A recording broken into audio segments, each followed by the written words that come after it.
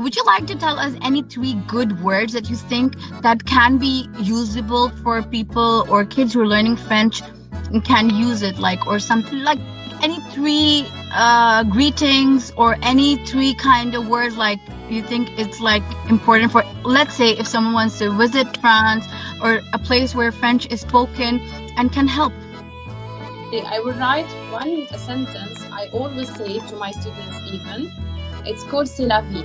I wrote it. C'est la vie. That's life. Whenever anything happening, they always repeat because I always telling them. So now they used to say it. So they tell me, if I tell them anything, c'est la vie, professeur. That's life. Or for example, if I tell c'est comme ça, ça marche. Like this or like that, it's going on. The life. So great. La oui. Okay. Comme ci, comme ça. Don't you worry, child. Teachers have a tutor for you.